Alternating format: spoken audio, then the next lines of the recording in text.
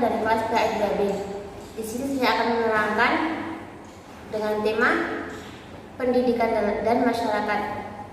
Dalam tema ini terdapat 4 poin, yaitu yang pertama, individu dan masyarakat, yang kedua, pendidikan dan lingkungan, dan yang ketiga, fungsi sekolah bagi masyarakat, yang keempat, ada fungsi pendidikan dalam masyarakat. Yang pertama, saya akan menerangkan individu dalam masyarakat, yaitu bahwasanya dalam ilmu sosial, individu merupakan bagian paling kecil dari kelompok masyarakat dan tidak dapat dipisah atau diubah dari bentuk yang lebih kecil lagi. Menurut tokoh, masyarakat merupakan sekelompok manusia yang telah hidup bekerja sama cukup lama, sehingga mereka dapat mengatur diri mereka masing-masing dan menganggap bahwa diri mereka itu sebagai satu kesatuan sosial dengan batas-batas yang dituliskan dengan jelas. Bahwasanya masyarakat itu merupakan sebuah sistem yang saling berhubungan antara satu manusia dengan manusia yang lain dan membentuk suatu kesatuan. Manusia sebagai makhluk sosial membutuhkan manusia lain karena pada dasarnya manusia itu sangat membutuhkan dan tidak bisa hidup dengan sendirinya. Dan yang kedua, manusia itu hidup sendiri dalam sebuah masyarakat. Dan yang ketiga, ada kriteria interaksi antar manusia dan dijabarkan sebagai berikut. Yang pertama, harus ada pelaku yang satu dengan yang lain, karena manusia itu disebut dengan makhluk sosial. Dan yang kedua, ada komunikasi antar pelaku dengan menggunakan simbol-simbol tertentu. Dan yang ketiga, ada dimensi waktu, yaitu ada waktu masa lampau, kini dan mendatang, yang menentukan suatu aksi yang sedang berlangsung. Dan yang keempat, ada tujuan-tujuan tertentu, terlepas dari sama atau tidaknya tujuan dengan yang diperkirakan di dalam masyarakat tersebut. Dan masyarakat pun bukan jelmaan dari keberadaannya di satu saat dalam perjalanan waktu, melainkan ia hanya ada dalam satu waktu, dan jelmaan waktu itu adalah masyarakat itu sendiri. Masyarakat ada di setiap saat dari masa lalu ke masa yang akan mendatang. Kehadirannya justru melalui fase-fase yang harus berurutan antara apa yang telah terjadi dan apa yang akan terjadi. Dan masyarakat terkandung beberapa pengaruh seperti bekas dan ciplakan masa lalu serta bibit dan potensi untuk masa depan. Yang kedua, ada pendidikan dan lingkungan sosial.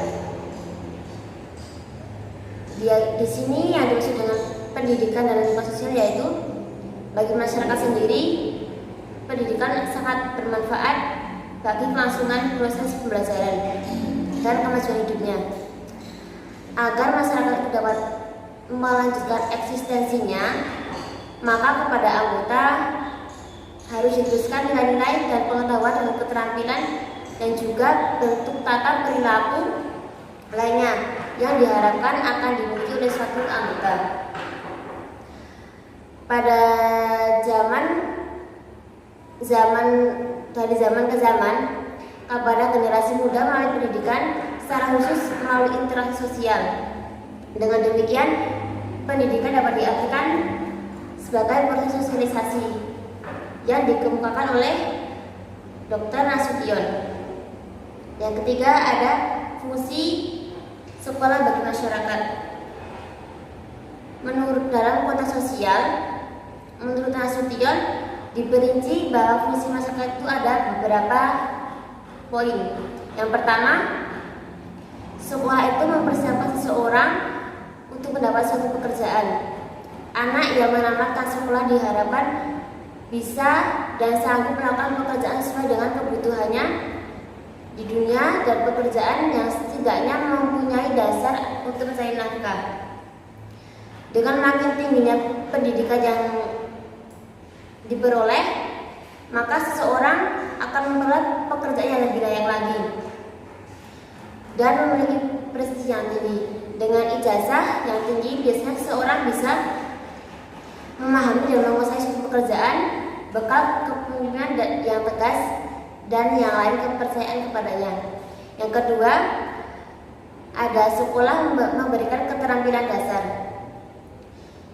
Jadi di sekolah itu sudah diajari membaca, menulis, dan berhitung itu diperlukan dalam masyarakat modern seperti di era sekarang ini. Selain itu diperoleh juga pengetahuan yang lain seperti sejarah, biografi, kesehatan, dan kewarganegaraan serta agama. Dalam hal ini keterampilan teknis sangat perlu untuk anak-anak yang sedang belajar, karena untuk membekali anak untuk melanjutkan ke jenjang pendidikannya yang lebih tinggi dan untuk bekal sebagai memasuki besok di dunia pekerjaan. Dan yang poin ketiga, ada sekolah membuka kesempatan memperbaiki nasib. Semenjak diterapkannya sistem persekolahan yang bisa dinikmati secara merata oleh seluruh lapisan masyarakat di Indonesia ini, secara otomatis telah entah dengan suka atau entah dengan terpaksa dan diterima oleh mereka, bahwasanya pada umumnya dapat dikatakan bahwa kebanyakan orang akan menyesuaikan kelakuan mereka dengan pola-pola tertentu. Seandainya tidak hidup sebagai manusia, itu pun menjadi hal yang mustahil. Dan hubungan individu dengan masyarakat, yaitu bahwasanya hidup masyarakat itu adalah ciptaan dan usaha manusia sendiri. Tanpa adanya individu, tidak ada kenyamanan yang terciptakan dalam masyarakat. Sebaliknya, jika masyarakat saling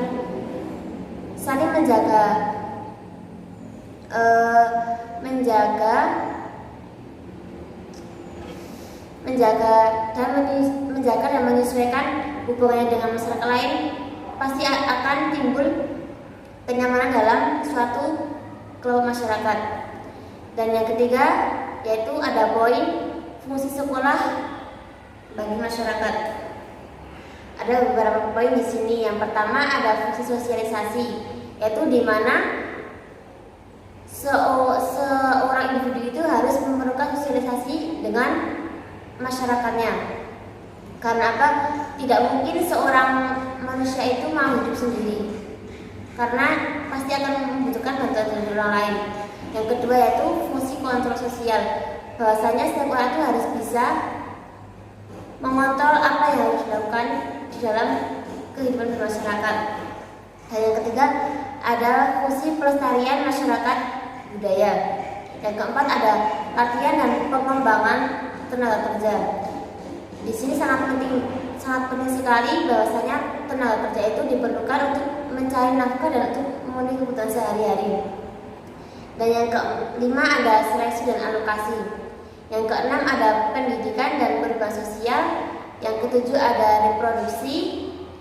Dan yang kedelapan difusi kultural. Yang kesembilan ada peningkatan konstitusional. Dan yang terakhir ada modifikasi sosial. Sekian dari materi yang telah saya sampaikan. Bila ada kesalahan mohon dimaafkan. Wassalamualaikum warahmatullahi wabarakatuh.